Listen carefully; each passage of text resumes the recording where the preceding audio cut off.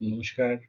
আজকে আমরা কথা বলবো হাঁটু ব্যথা নিয়ে। বর্তমানে ইয়াং এজ থেকে এল্ডারলি সবারই হাঁটু ব্যথা হচ্ছে। কিন্তু একটা খুব ইম্পর্টেন্ট কথা হচ্ছে সব হাঁটু ব্যথার কারণ কিন্তু সেম নয়। অনেকেই ভাবেন হাঁটু ব্যথা মানেই আর্থ্রাইটিস এবং তার জন্য নি রিপ্লেসমেন্ট লাগবে। কিন্তু বাস্তবে বিষয়টা অনেক বড়। আজকে সহজ ভাষায় আলোচনা করব হাঁটু ব্যথার সব কমন কারণ। সবচেয়ে কমন কারণ হচ্ছে অস্টিও আর্থ্রাইটিস। বয়স বাড়ার সাথে সাথে কার্টিলেজ ধীরে ধীরে ক্ষয় হতে থাকে, ফলে পেন হয়, হাঁটলে কষ্ট হয়, সিঁড়ি দিয়ে উঠে নামতে কষ্ট হয়, মর্নিং স্টিফনেস হয়, অনেক সময় হাঁটুর ভেতর থেকে কটকট শব্দ হতে পারে। যাদের বয়স বেশি, ওজন বেশি এবং ফ্যামিলি হিস্ট্রি আছে তাদের মধ্যে এই সমস্যাটা বেশি দেখা যায়। অনেক ইয়াং পেশেন্ট এখন নি পেন নিয়ে আমাদের কাছে আসছেন। এর বড় কারণ হলো ওবেসিটি, সেডেন্টারি লাইফস্টাইল বা কম ফিজিক্যাল অ্যাক্টিভিটি। আমাদের বডি ওয়েটের প্রেশার সরাসরি হাঁটুর উপরে গিয়ে পড়ে। যত ওজন বাড়বে হাঁটুর উপরে ততই স্ট্রেস বাড়বে। লং সিটিং, এক্সারসাইজ না করা, মাসেল উইকনেস এসবও নি পেন বাড়ায়। যারা খেলাধুলা করেন বা হঠাৎ করে টুইস্টিং ইনজুরি হয়েছে তাদের লিগামেন্ট ইনজুরি বা মেনিসকাস ইনজুরি হতে পারে। এই ক্ষেত্রে হাঁটু হঠাৎ করে ফুলে যায়, ইনস্টেবিলিটি হয়,